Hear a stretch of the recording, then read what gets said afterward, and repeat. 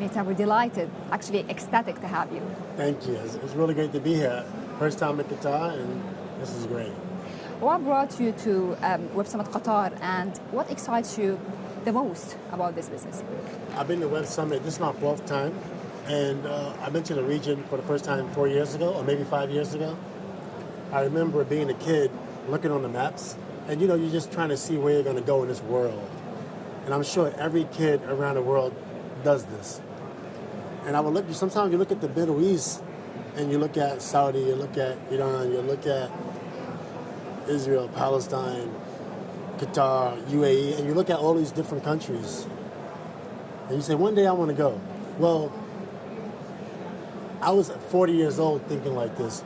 I got a call from one of my friends, and I got invited to Saudi, and it was just incredible. And then I went back 3 times. I went to Dubai, and then this is the first time here, and I'm just really happy to be in the region, and I'm really hoping one day that we can go to many different places, because to be a kid and looking at the Middle East and not being able to go certain places, it's like, wow, will I ever be able to go? Saudi opens up in 2017, and so it's just for us as a person born in America, it's just really exciting, and I'm really excited to be in Qatar. Good to see you here. Thank you. Metta. You've gone from elite athlete to investor. What do founders misunderstand about the sports mindset in business? I think it's not easy for all athletes, because not every athlete has the mindset. Not every athlete is partnering with the right person. So, it's a hit or miss. But I think sometimes the athlete doesn't give him or herself credit being teamwork. I think if you try something and you create a team, I think you have a better chance of success. I mean, it's inevitable that you're going to get into business, unless you're doing philanthropy. But if that's the case, I think treat it just like you treated your sport. You started when you were young, you worked on your kicking or you worked on your shooting, but you did it step by step, and it took you years. And I think that's how you should treat business. From your perspective, Metta, which areas of sports technology are most investable right now? I think obviously everybody's investing in AI, but I just think applying technology. I do believe there's going to be something that's going to rival AI.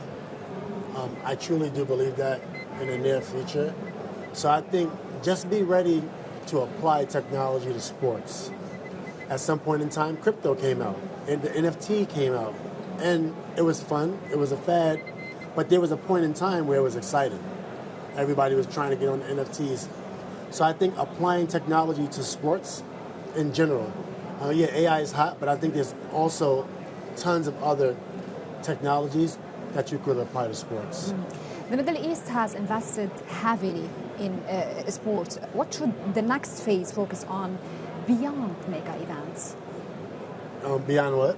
Mega events, or huge events, let's say. Well, I think direct-to-consumer experiences. Because right now, obviously, America had a lot of the sports, basketball, football. We were the leader. But now you can see the world is catching up. So I think the more direct-to-consumer marketing, the more direct to fans, and I think that will improve the culture of local sports, where you don't have to really chase sports in other countries. You can just launch it locally here. Mental health is a key part of your advocacy. What should high-performance cultures do better practically? So what? I mean, mental health yes. a key part of your advocacy. Yes. What should high-performance cultures do better practically? I think because sometimes you see an athlete, high performance, and I think you think that the athlete is just like Superman or Superwoman. But that athlete also goes through things. The athlete, maybe something happened in the family. Maybe something happened in the household. The athlete sometimes can take things from the field or from the court back home and vice versa. So I think mental health in sports is very important. I also think the fans understanding that sometimes your athlete might go through things and being more vulnerable and having more empathy for your athlete, for your favorite athlete. Just understand if they need time to themselves, it's very important. We're no different than any other human. We're no different than any other founder that exited a company and don't know what to do with their money and getting into trouble or maybe drinking a little bit too much. So I think the founder, the exited founder and the athlete, they kind of go through the same things, and we got to have a soft spot for them. When you back a founder, what tells you they are built for pressure, not just hype? When you're backing a founder, Yeah. I think when I first started, I couldn't really identify a good founder. Somebody might offer you equity, and you say, you know what, I'll take the equity, but is that equity wasting your time? And that's something that had me really identifying who's a good founder and who's not. Not because I don't want to help somebody. I always want to help, but it's really because of the time. I don't really want to waste my time because I got to give time to my family. I got to give time to my children. I got to give time to myself. So you got to have a balance from just doing favors for founders or putting all your time in a founder. And you have to have a balance. What lessons from locker rooms apply directly to boardrooms? I think teamwork, communication. Yes. Because on the court, on the field, the coach is drawing up a play.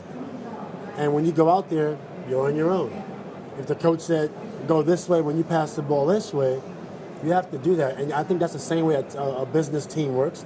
Sales department, marketing department, and so on. And a locker room is different. It's more like camaraderie. Like, how are you doing? Are we going to go get lunch later? Because I think you also got to build that culture in the workforce. So the locker room is more like off-site, things you do off-site with your team, building that synergy. So when you go into the next game, everybody's on the same page. Metta, for young athletes here with business ambitions, what's the first skill they should develop off the court? Well, I think the first skill is collaboration, teamwork, also research. There's so many things you want to do before you launch your business.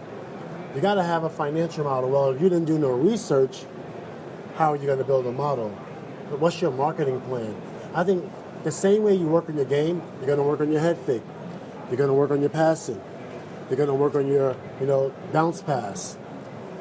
I think that's the same concept you should apply to business. And don't take any shortcuts. Can I ask you who's going to win the NBA title this year? Who's going to win? Yes, the NBA title. This year? Oh. And why? Oh. I think the Knicks are going to win this year. Are you sure? Why did you say that? Because they're playing well and they have Jalen Brunson. And Jalen Brunson, last year I was big on SGA. I still love SGA OKC, very talented. But this year, I think the Knicks got it. Okay.